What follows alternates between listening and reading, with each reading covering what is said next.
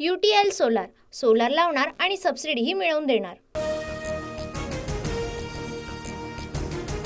महाराष्ट्राचा विधानसभा निवडणुकांचा उद्या महानिकाल। राज्यात महायुती की मवियाचं सरकार येणार, उद्या फैसला।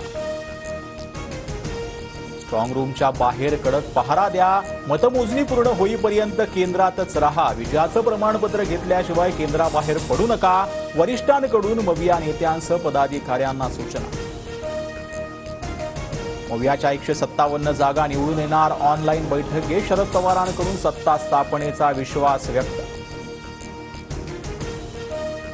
सत्ता आल्यानंतर 12 तासात मुख्यमंत्री पदाचा चेहरा घोषित करू, काँग्रेसचा मुख्यमंत्री व्हावा ही आमची इच्छा। मात्र मविया नेते एकत्र बसून निर्णय घेणार, विजय वडेट्टीवारांचं वक्तव्य।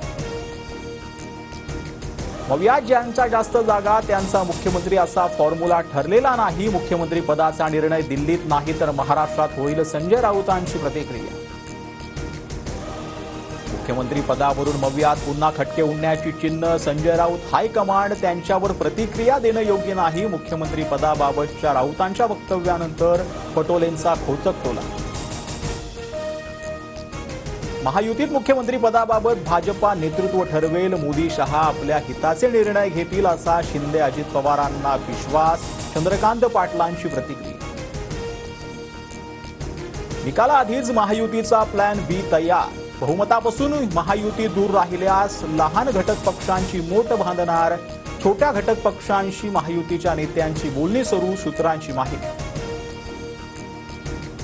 निकालाच्या काही तास आधी राजकीय हालचालींना वेग, महायुती आणि मवियाकडून प्रहारशी संपर्क। उद्याचा निकाल पाहून बच्चू कडू भूमिका ठरवणार।